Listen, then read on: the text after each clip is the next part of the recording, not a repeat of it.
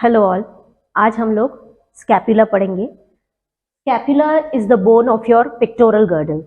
Pectoral girdle क्या होती है? पेक्टोरल गर्डल हमारे एक्सियल स्केलेटन को हमारे अपेंडिकुलर स्केलेटन के साथ जोड़ती है। एक्सियल स्केलेटन मतलब हमारा स्कल, हमारा स्टर्नम आगे और पीछे वर्टिब्रल कॉलम, ये हमारा एक्सिस या सेंट्रल या एक्सियल स्केलेटन है, और ये हमारा अपेंडिकुलर स्केलेटन है, हमारे हाथ और पैर। तो ऊपर जो अपर लिम्ब को एक्सियल स्केलेटन से जोड़ने वाली जो गर्डल है उसको हम पेक्टोरल गर्डल या शोल्डर गर्डल बोलते हैं, which is made up of two bones, clavicle in front and scapula in at the back. आज हम लोग इसी स्कैपुला के बारे में पढ़ेंगे। ये स्कैपुला बोन जो है ये एक थिन फ्लैट बोन है और ये हमारे पेक्टोरल गर्डल का पार्ट है। जब भी हम कोई बोन पढ़ते हैं तो हम उसको उसका इंट्रोडक्शन पढ़ते हैं, उसकी साइड डिटर्मिनेशन पढ़ते हैं, उसके जनरल फीचर्स पढ़ते हैं, अटैचमेंट्स एंड अप्लाइड पढ़ते हैं। तो अगर स्कैपुला की बात करते हैं, स्कैपुला का इंट्रोडक्शन पढ़ते हैं, तो स्कैपुला क्या है? तो scapula is a thin flat bone and it is situated on the posterolateral aspect of your thoracic cage.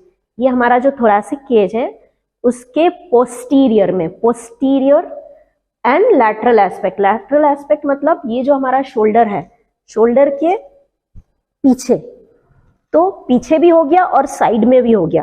Body का ये मिडलाइन पार्ट कहलाता है और मिडलाइन से अवे जो पार्ट होता है उसको लैटरल पार्ट कहते हैं। तो यहाँ पे लैटरली भी हो गया ये और पीछे भी हो गया। Postero lateral aspect of your thoracic cage या रिब केज। स्केलेटन में अगर हम देखते हैं तो हमारी दो स्कैपुला बोन्स होती है, एक हमारी राइट साइडेड और एक हमारी लेफ्ट साइडेड। ये दोनों ही बोन्स हमारी शोल्डर के पीछे सिचुएटेड होती है on the rib cage at the postero lateral aspect. तो इंट्रोडक्शन में हमें यही बोलना है कि scapula is a thin flat bone situated at the posterolateral aspect of your rib cage, plus it forms a part of your pectoral girdle या फिर shoulder girdle, जिसका काम क्या है? इसका काम है ये हमारे अपेंडेजेस या अपेंडिकुलर स्केलेटन या हमारे अपर लिम्ब को, ये हमारे सेंट्रल स्केलेटन यानी कि स्कल, स्टर्नम और पीछे वर्टिब्रल कॉलम, ये जो सेंट्रल स्केलेटन है उसके साथ हमारा ये अपेंडिकुलर स्केलेटन को ये जोड़ती है। मतलब इस हाथ का पूरा वेट ये थ्रू क्लैविकल, थ्रू स्टर्नम हमारे एक्सियल स्केलेटन पर चला जाता है। तो इंट्रोडक्शन में हमें ये दो पॉइंट्स बोलना है कि एक थिन फ्लैट बोन है situated at the posterolateral aspect of your rib cage, and secondly it is a part of your pectoral girdle. Side determination की अगर हम बात करते हैं तो सबसे पहले हमको स्कैपुला हाथ में लेके ये देखना है कि इसका ट्रायंगल किस तरह है। मतलब ये एक ट्रायंगुलर बोन है तो इसका बेस ऊपर होना चाहिए, एपेक्स नीचे होना चाहिए। तो कैसे भी आपने बोन, आपको एग्जैक्टली क्या होता है, वाइवाज में नॉर्मली ये पूछा जाता है कि कोई भी बोन उठाइए, अब बताइए राइट साइड की या लेफ्ट साइड की। तो जब हम बोन उठाते हैं एग्जाम में तो हम कंफ्यूज हो जाते हैं, पकड़ना सही से नहीं आता है। तो इसको हमें कैसे पकड़ना है? हमें इसको ये देखना है कि एक ट्रायंगल शेप की बोन है और ट्रायंगल में हम देखें कि इसका एपेक्स नीचे की तरफ आ जाए, ठीक है। इसके बाद आपको ये देखना है कि इसमें एक स्पाइन जैसा प्रोसेस है। ये जो स्पाइन जैसा प्रोसेस है ये इसके डॉर्सल सरफेस पे होता है। डॉर्सल मतलब पीछे की सरफेस पे। तो इस बोन को आप फिर ऐसे पकड़ लीजिए कि आपके पीछे की तरफ आ जाए, पोस्टीरियरली आ जाए। तो इस स्कैपुला का दो सरफेस होता है, आगे जो होता है वो कॉनकेव सरफेस और पीछे जो होता है वो डॉर्सल सरफेस जो कॉन्वेक्स शेप में होता है। और इसमें जो स्पाइन है, ये जो स्पाइन है इस फिगर में भी देख सकते हैं, ये वाली जो स्पाइन है, ये स्पाइन इस convex dorsal surface of scapula को दो पार्ट में डिवाइड करती है। स्पाइन के ऊपर का छोटा सा हिस्सा सुप्रास्पाइनस फोसा, स्पाइन के नीचे का हिस्सा इंफ्रास्पाइनस फोसा। तो साइड डिटर्मिनेशन के लिए हमें सबसे पहले तो स्पाइन देखनी है, और स्पाइन कहाँ होगी? डॉर्सल सरफेस पे। तो स्कैपुला उठा के और स्पाइन को आपको पीछे की तरफ रख लेना है, पोस्टीरियरली रख लेना है, ठीक है। तो ये फर्स्ट पॉइंट हो गया। सेकेंड पॉइंट आपको देखना है कि अब इसमें ग्लिनॉइड कैविटी कहाँ है। ग्लिनॉइड कैविटी हमेशा स्कैपुला के लैटरल एंगल पर होती है, मतलब लैटरल साइड पे होती है। तो ग्लिनॉइड कैविटी मेरे पास इस बोन में यहाँ पे है, मतलब ये लैटरली अगर है तो ये मेरा हो गया राइट साइड का स्कैपुला। यही स्कैपुला में एक और उठा देती हूँ। इसमें जो ग्लिनॉइड कैविटी है ये मेरी लैटरली प्लेस्ड होनी चाहिए। लैटरली मतलब लैटरल इस तरफ हो गया, तो ये मेरा लेफ्ट साइडेड स्कैपुला। अच्छे से समझिए, स्कैपुला का साइड डिटर्मिनेशन देखने के लिए हमको उसका डॉर्सल सरफेस जिस पर स्पाइन है वो देख के उसको हमें डॉर्सली प्लेस्ड करना है। उसके बाद हमको उसकी ग्लिनॉइड कैविटी देखनी है। ग्लिनॉइड कैविटी हमेशा लैटरल साइड पे होती है। क्यों लैटरल साइड पे होती है? क्योंकि ये लैटरली हमारे शोल्डर से जॉइंट बनाती है। अगर ये मेरा लेफ्ट वाला स्कैपुला है और ये ग्लिनॉइड कैविटी इसकी लैटरली प्लेस्ड ऐसे रखेंगे, तो ये जो ग्लिनॉइड कैविटी है इसके साथ हमारा जो ह्यूमरस बोन है उसका जो हेड है वो इस ग्लिनॉइड कैविटी के साथ जुड़कर शोल्डर जॉइंट बनाएगा। तो हमारी ग्लिनॉइड कैविटी हमेशा लैटरली प्लेस्ड होगी क्योंकि हमारा हाथ लैटरली है। ये स्कैपुला अगर हमारा इस तरह रखा हुआ है तो लैटरली हमारी ग्लिनॉइड कैविटी होनी चाहिए, मीडियली नहीं होनी चाहिए, बीच में नहीं होनी चाहिए, बीच में टुवर्ड्स वर्टिब्रा नहीं होनी चाहिए। तो लैटरली देखेंगे स्कैपुला के अंदर कि लैटरली ग्लिनॉइड कैविटी कहाँ है। अगर ये इस तरफ है मतलब ये राइट वाला स्कैपुला है, अगर ये इस तरफ है मतलब ये लेफ्ट वाला स्कैपुला है। और तीसरी साइड डिटर्मिनेशन का पॉइंट है कि इसकी एक बॉर्डर है जो सबसे थिक है।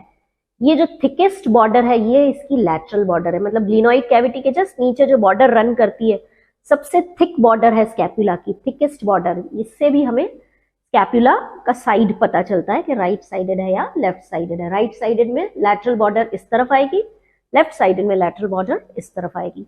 This was your scapula introduction and side determination. अब हम इसके फीचर्स पढ़ेंगे, इसके जनरल फीचर्स।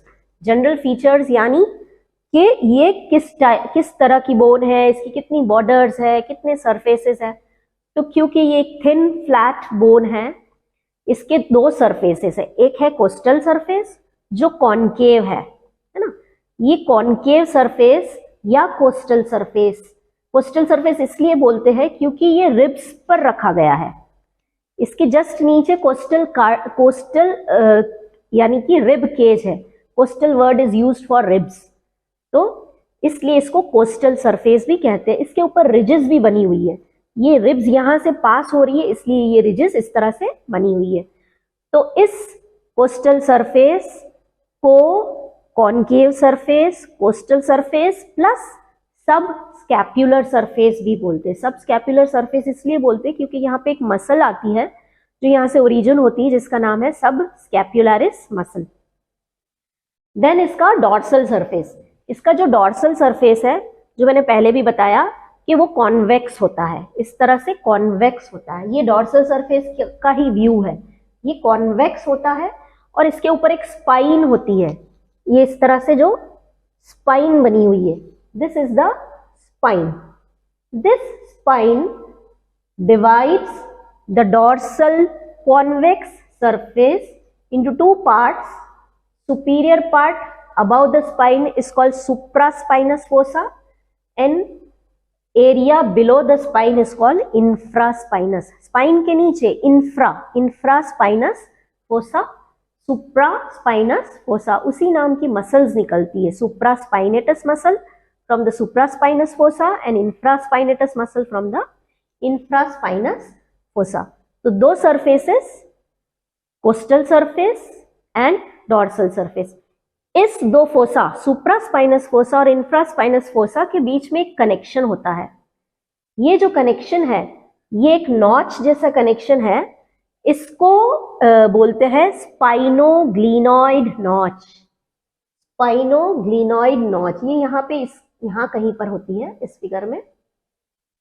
स्पाइनोग्लिनॉइड नॉच इसलिए बोली जाती है क्योंकि ये ग्लिनॉइड कैविटी के जस्ट नीचे पीछे है और यहाँ पे जो स्पाइन है डॉर्सल सरफेस पे वो यहीं पे खत्म हो रही है, तो root of spine. So this spinoglenoid notch is between the root of spine and the glenoid cavity. Spinoglenoid notch present on your dorsal surface connecting the supraspinous and the infraspinous fossa of the dorsal surface. तो दो surfaces हो गई general feature में, coastal surface and dorsal surface. अब इसकी तीन borders होती है। तीन बॉर्डर्स में सबसे पहली बॉर्डर जो है इज कॉल्ड सुपीरियर बॉर्डर। ये सुपीरियर यानी ऊपर की तरफ, सुपीरियर बॉर्डर जो है ये शॉर्ट है एंड थिन है, प्लस इस सुपीरियर बॉर्डर के पास भी एक नॉच है, मेरे फिगर में देख सकते हैं, ये आपकी सुपीरियर बॉर्डर है और सुपीरियर बॉर्डर के पास एक नॉच है, this is known as suprascapular notch. Suprascapular notch, scapula के ऊपर सुपीरियर साइड में suprascapular notch present on the superior border. ठीक है, तो पहली बॉर्डर हो गई सुपीरियर बॉर्डर जो बहुत ही छोटी सी बॉर्डर है। देन द मीडियल बॉर्डर, ये इसकी मीडियल बॉर्डर हो गई। मीडियल बॉर्डर जो है वो सुपीरियर एंगल से शुरू होती है, इंफीरियर एंगल तक जाती है, ये इसकी मीडियल बॉर्डर। ये मैंने राइट साइडेड स्कैपुला पकड़ा है, तो राइट साइडेड स्कैपुला राइट में पकड़ा है, तो ये इसकी मीडियल बॉर्डर हो गई जो वर्टिब्रे की तरफ है, और ये इसकी लैटरल बॉर्डर हो गई जो हमारा शोल्डर की तरफ है, जो मेरे हाथ की तरफ है, शोल्डर की तरफ है। ये जो लैटरल बॉर्डर है ये सबसे थिक बॉर्डर है, thickest border of scapula is the lateral border. और ये लैटरल बॉर्डर के जस्ट ऊपर होता है इंफ्राग्लिनोइड ट्यूबरकल, क्योंकि ग्लिनोइड कैविटी है, ग्लिनोइड कैविटी खत्म होते ही यहाँ पे एक ट्यूबरकल है, इंफ्राग्लिनोइड ट्यूबरकल, और इस इंफ्राग्लिनोइड ट्यूबरकल से शुरू होती है हमारी लैटरल बॉर्डर जो बहुत ही मोटी है, बहुत थिक है, इंफीरियर एंगल तक जाती है। स्कैपुला, इसको हम लोग स्केलेटन में देखें, राइट साइडेड स्कैपुला इस तरफ आएगा, है ना, इस तरफ आएगा, यहाँ के शोल्डर के साथ ये जॉइंट बनाएगा, तो ये इसकी यहाँ की लैटरल बॉर्डर हो गई, यहाँ पे ग्लिनोइड कैविटी हो गई जहाँ पे वो शोल्डर जॉइंट बनाएगा, मेरे कंधे में ये इस तरह से रखी जाएगी। ठीक है, तो सुपीरियर बॉर्डर हो गया thin and small, medial border हो गया एंड लैटरल बॉर्डर हो गया which is the thickest border of your scapula. Border के बाद आता है इसका एंगल। इसमें 3 एंगल्स होते हैं, एक है सुपीरियर एंगल ऊपर की तरफ, एक है इंफीरियर एंगल नीचे की तरफ, और एक है लैटरल एंगल। जो सुपीरियर एंगल है वो पूरा ट्रेपीजियस मसल से कवर्ड होता है। इसको मैं लेफ्ट साइडेड स्कैपुला पे स्केलेटन पर दिखाऊंगी इस तरह से, तो ये इसका सुपीरियर एंगल है। तो सुपीरियर एंगल, पीछे एक ट्रेपीजियस मसल है, हमारी बैक की सबसे बड़ी मसल, ये ट्रेपीजियस मसल स्पाइन से निकलती है और इस तरह से आके ये इस स्कैपुला पे आके अटैच होती है। तो जो इसका जो सुपीरियर एंगल है पूरी तरह से ट्रेपीजियस से कवर्ड हो जाता है। वैसे ही इंफीरियर एंगल जो यहाँ पे आता है रिब केज के 7th रिब पर आके जो एंड होता है, तो ट्रेपीजियस मसल हमारी बैक की नीचे की मसल है, बैक की बहुत बड़ी मसल है, नीचे जो प्लेस है ट्रेपीजियस मसल, ऊपर जो है ट्रेपीजियस मसल है और नीचे जो मसल है वो है लैटिसिमस डॉर्सी मसल। तो जो इंफीरियर एंगल है जो यहाँ पे 7th रिब पे आके एंड हो रहा है हमारा स्कैपुला, तो नीचे से लैटिसिमस डॉर्सी मसल जो आ रही है, बैक की सबसे बड़ी मसल नीचे से, वो इस इंफीरियर एंगल को कवर कर रही है। तो सुपीरियर एंगल को कवर करने वाली मसल है ट्रेपीजियस अपर बैक की मसल, इंफीरियर एंगल को कवर करने वाली मसल लैटिसिमस डॉर्सी जो लोअर बैक की मसल है। और इसके लैटरल एंगल पे मैंने पहले ही बताया, लैटरल एंगल पे क्या है, glenoid cavity which forms the shoulder joint along with your head of humerus। तो ये हमारे हो गए सरफेसेस, बॉर्डर्स एंड एंगल्स। अब हमको समझना है प्रोसेसेस। इस स्कैपुला के 3 प्रोसेस है। सबसे पहला प्रोसेस है जो मैंने स्पाइन बताया था साइड डिटर्मिनेशन के लिए, जो डॉर्सल सरफेस पे मौजूद है, जो स्कैपुला के डॉर्सल सरफेस को 2 पार्ट में डिवाइड करता है, इसे बोलते हैं स्पाइन, स्पाइन ऑफ स्कैपुला या फिर स्पाइनस प्रोसेस ऑफ स्कैपुला। अब ये जो स्पाइन है ना, ये ट्रायंगुलर शेप का है। आप अपनी बुक की फिगर में देखेंगे तो इसका सुपीरियर सरफेस का डायग्राम दिया गया है, ये ट्रायंगुलर शेप्स का स्पाइन होता है। ये जो स्पाइन है ये इस तरह से ट्रायंगुलर शेप का है। तो जो ट्रायंगुलर शेप है, तो इसमें इस ट्रायंगल की वापस 3 बॉर्डर है और 2 सरफेसेस है। स्कैपुला को आप अच्छे से अपने हाथ में पकड़ कर देखेंगे तो दिखेगी कि इसकी 3 बॉर्डर्स है, एंटीरियर बॉर्डर आगे की तरफ, पोस्टीरियर बॉर्डर पीछे की तरफ, और एक होती है इसकी लैटरल बॉर्डर। और इसके 2 सरफेस होते हैं, ऊपर का सुपीरियर सरफेस, नीचे का इंफीरियर सरफेस। इसमें सिर्फ आपको पोस्टीरियर बॉर्डर को याद रखना है, क्योंकि जो पोस्टीरियर बॉर्डर है बहुत ही मोटी है, थिक है, और उसको कहा जाता है क्रेस्ट ऑफ स्पाइन। जैसे कि इस फिगर में दिया गया है, ये जो मेरी स्पाइन है, ये क्या है, ये स्पाइन की पोस्टीरियर बॉर्डर कह लो या फिर क्रेस्ट कह लो। ये जो पोस्टीरियर बॉर्डर है या क्रेस्ट है, अगेन ये दो पार्ट में डिवाइडेड है, अपर lip and lower lip. Diagram में बहुत अच्छे से समझ में आएगा। ये क्रेस्ट का अपर लिप है, ऊपर का लिप, और ये क्रेस्ट का लोअर लिप है। अगेन स्पाइन जो है, स्पाइन एक ट्रायंगुलर स्ट्रक्चर है और उसकी पोस्टीरियर बॉर्डर बहुत ही मोटी होती है जिसको क्रेस्ट कहा जाता है। और ये क्रेस्ट जो है दो पार्ट में इस तरह से डिवाइड होती है, अपर लिप ऊपर का लिप और नीचे का इस lower lip, upper lip and lower lip. इन दोनों लिप्स पर अलग अलग मसल्स का अटैचमेंट है। जब हम मसल्स का अटैचमेंट पढ़ेंगे तो इसको और क्लियरली आपको समझ में आएगा। प्रोसेस की बात कर रहे थे, स्कैपुला के 3 प्रोसेस होता है। सबसे पहला स्पाइनस प्रोसेस या स्पाइन जिसको बोलते हैं, it is triangular in shape and the posterior border of this process is known as the crest, which has got an upper lip and lower lip. इसकी बाकी बॉर्डर्स और सरफेसेस इंपॉर्टेंट नहीं है। फिर इसके दूसरे 2 प्रोसेस देखेंगे। तो एक है इसका एक्रोमियन प्रोसेस। ये जो एक्रोमियन प्रोसेस है ना, ये क्या है, स्पाइन का ही कंटिन्यूएशन है। इस फिगर में देखें तो ये क्रेस्ट ऑफ स्पाइन है, यहां तक ये स्पाइन है, और ये आगे जाके बन रहा है हमारा acromion process. This is the acromion process.